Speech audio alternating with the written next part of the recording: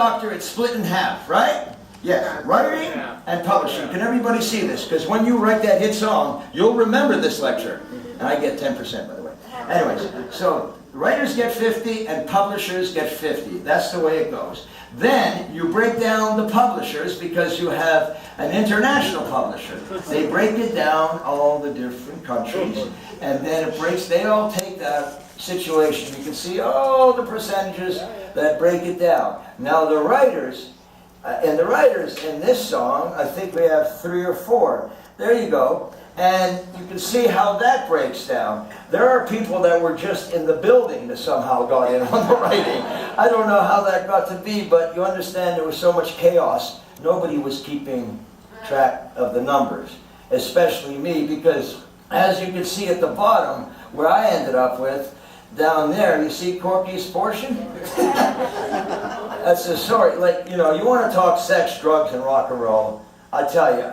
You know, I didn't have much sex, but I got screwed. You know, I don't know how that all comes about. But that's what happens. And when you think about where the money went, give you an idea, Don Imus, I was on the air doing an interview, and he said, Cork, I don't understand this. You have 6 writers on Mississippi Queen. Why does it take 6 writers to write Mississippi Queen, you know what I mean? It was a good point. It was a good point. And I said to him, okay, you got me on that. And I could tell you more about that, but it goes on and on when you have a good buzz going, how nice you can be to all your friends.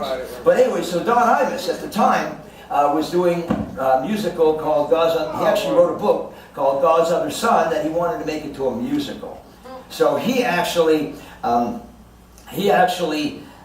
hired me along with Larry Campbell, amazing musician, and some musicians in New York at the record plant to do demos for these Kinky Friedman songs. And the name of the show was God's Other Son. And some of the songs were beautiful. But, you know, he was having a little problem himself with addiction. Don was going back and forth from the limo to the toilet, the limo to the toilet. So we didn't pay attention, except it had been a while. We hadn't seen him. You know, what's the story?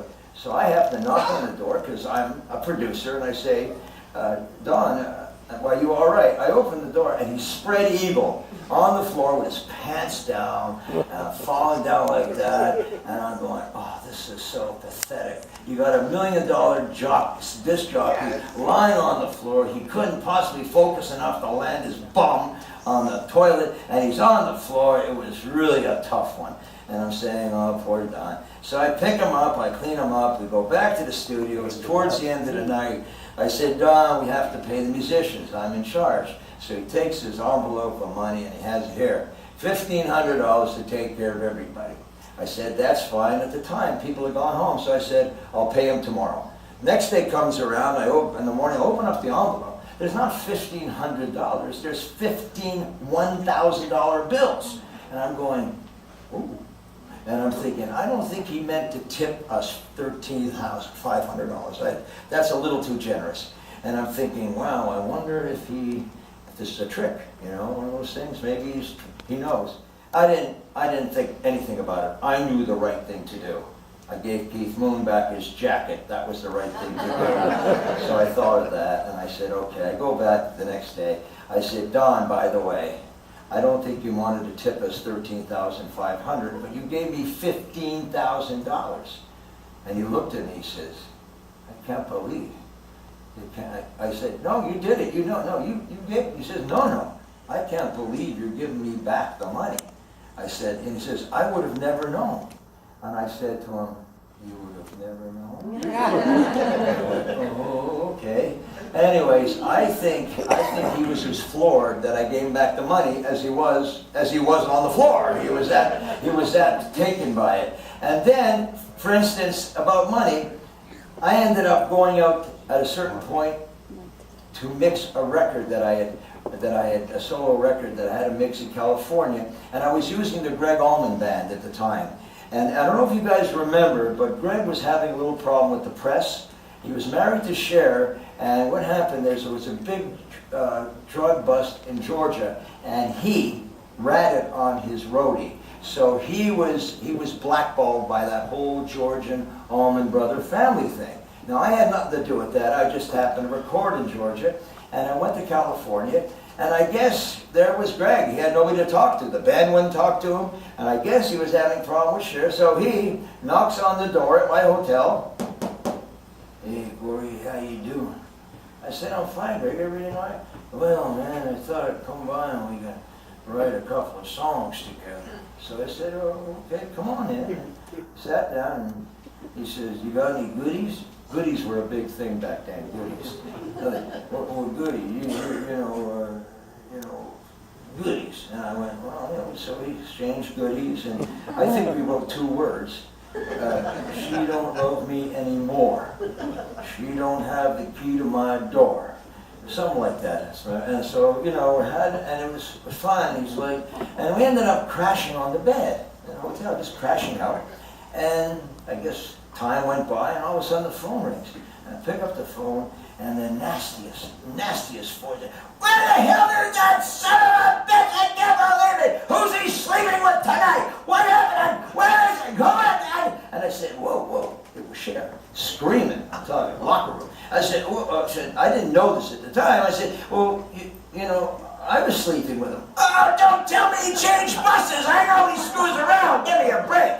And I said, no, it's all right. We just crashed out. Let me speak to that son of a bitch. Is he there? Wake him up. So I went in, Greg, and he went, yeah. Hey, honey, how you doing? Yeah, everything. Oh, I'm so sorry, honey. I guess I lost my way. But I guess I'll, sweetheart. Yeah, I'll be right there. So, yeah, no problem, sweetheart. You know, no, Corky is not. He's not a homo. Sweetheart, I promise you. You know, you'll meet him one day and you'll see he's not that good looking. You know? So I'll get off. And he puts the phone down and he looks at me and says, Corky, can you do me a favor? I need a couple of bucks to get my Corvette out of the parking lot in the hotel. I went, oh, I looked at him, and how does it go? It goes, check it out. You gotta try to keep on hiding. You gotta run to keep on riding. You got one more silver dollar, and it ain't gonna get your Corvette out. It ain't gonna get your Corvette out of the hotel parking lot. So, you don't believe I sang that to him. And I handed him $10. And he looked at me and went, boy, I'll never forget. What's your name again?